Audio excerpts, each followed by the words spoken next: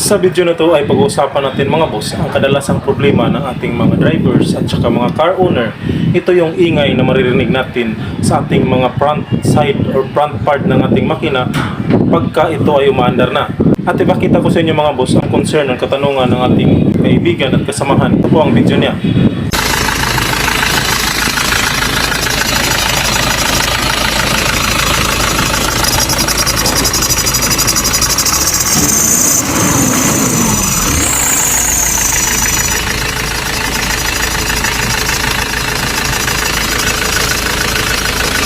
Mga sir, tatanong ko lang sana. Magandang araw. Ano po ba yung issue pagka ganitong yung ingay parang sa fan belt? Ngayon pagka binasa ko ng tubig, kagaya na nababasa ko sa mga post dyan at mga comment ninyo, pag binasa ko na ng belt, yung belt ng tubig, nawawala yung ingay. Tumatahimik po siya, kagaya nyan. Nawala yung ingay. Ano po ba ang issue nito? Ano po ba ang dapat palitan na rito o palitin talaga? Salamat sa mga magiging comment at kasagutan. God bless. So ang sagot sa problema na yun mga boss ay napakadali lang. Pwede nang ikaw na mismo ang gumawa dahil basic lang naman ang diskarte dito. Ang ingay na naranasan natin sa front side ng ating mga makina ay nasa dalawang bahagi ng problema. Ito po ay ang belt na nakakonekta at ito naman pong pulley kung saan ikinakabit ang belt. Pagka mga boss sinasabi na belt, ito pong lahat ng belt na nakakonekta dito sa front side ng ating mga makina. Ito po yung pan belt, itong steering pump belt, tsaka itong yan, itong sa ilalim na bahagi mga boss. Yan, itong sa alternator belt, tsaka ito din yung sa aircon mga boss, yan sa may air compressor. Kahit anong brand at design ng belt, mapa serpentine or mapa B-belt, ay maaring maging sanhi ng ingay. Bakit maingay at anong klaseng ingay? So minsan po mga boss, no, pagka belt ang problema ay maririnig mo sa iyong sasakyan nung una pa lang pag-andar ay magkaroon na siya ng squeezing sound.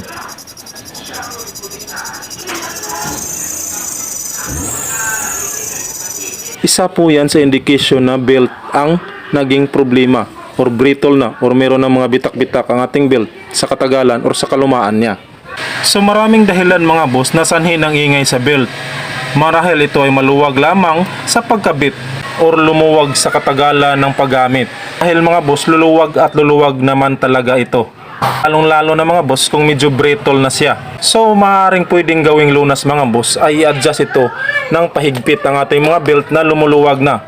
May kanya-kanya po itong adjuster ang ating mga belt mga boss na pwede nating luwagan at pwede nating higpitan. So mostly mga boss, pahigpit ang ating ginagawa kapag lumuwag na ang ating belt or nagkaroon na ito ng ingay. So luwagan mo tong bolt na to mga boss at hatakin mo lang ang alternator, pahigpit at higpitan muli itong bolt. The same concept na rin sa aircon compressor at sa steering pump belt natin mga boss, no, ang pag-adjust ng or pagpahigpit ng ating mga belt. Kung fully adjust na ang ating adjuster at maingay pa rin ang ating belt, ay mas mabuti na palitan na ng bagong belt. Pwede mo rin gamitin o maglagay ka ng belt dressing mga boss para mawala ang ingay. Ito po ay panandalian lamang na lunas at babalik rin itong ingay na to or ang problema. Kung palaging bumabalik pa rin ng ingay, ay indikasyon na po yan na palitin na talaga ang ating belt. Kaya mas mabuti na palitan na ito ng bago. Ngayon, ang tanong mga boss, paano kung fully ang problema? Ano naman ang magiging sign or maririnig natin na tunog? So ngayon mga boss, is dito naman tayo sa ingay na maririnig natin na kung fully ang problema. Pag sinabing pulley mga boss, ito yung mga pulley na to. Yan. Itong pulley ng fan belt, itong pulley ng power steering, itong pulley ng ating alternator mga boss, yan sa ilalim. Tsaka itong pulley ng ating adjuster ng ating aircon mga boss, yan. Yan, adjuster nating aircon at saka yung pulley ng ating aircon mga boss, no. So, ang mga yan ay isa din sa mga sanhi ng pag-iingay na maririnig natin sa ating mga front side ng ating engine. So kung pag-andar mo ng iyong makina ay consistent ang ingay at tunog na parang nag-grind at hindi mawawala ang tunog at ingay nito, ay indication po yan na nasa pulley ang iyong problema. So ang mga pulley po kasi natin mga boss is meron yung mga bushing or bearing na maaaring sanhin ng pag-ingay nito. Kung medyo maalog or worn out na po ang ating bushing at ating bearing ay mag-iingay po talaga ito. So para malaman mga boss kung saan ang sanhin ng problema, kung pulley ba talaga, ay mas mabuti na tanggalin mo ng paisa-isa ang ating mga belt at paandarin itong ating makina. For example mga boss, is tatanggalin natin itong belt ng ating power steering pump at paandarin natin ng kunti itong ating makina. Then kung maririnig mo na mawala yung ingay mga boss, is andito ang problema sa ating pulley. So kung ibalik mo ang ating belt dito sa pagkabit mga boss at papandarin naman natin ang ating makina, ay kung bumalik ang ingay, possible talaga or positive talaga na nandito ang problema. Take note ko na rin sa inyo mga boss na panandalian lang ang pagpapaandar ng ating makina. Kung tatagalan mo kasi ang pag-andar nito mga boss, is baka magkaroon pa ng problema ang ating engine. Posibleng iinit ang ating makina dahil tinanggalan natin ang belt nitong ating engine pan, at saka posible din na hindi mag-charge ang ating battery dahil tinanggalan natin ang belt ng ating alternator.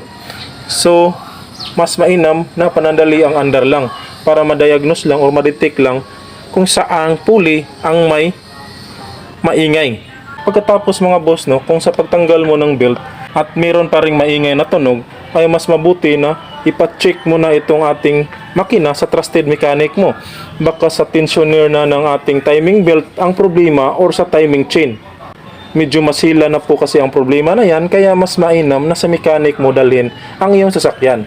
Pero kung kaya mo namang gawin mga boss, is mas mabuti na ikaw na lang ang gumawa. So that is for today's video muna mga boss.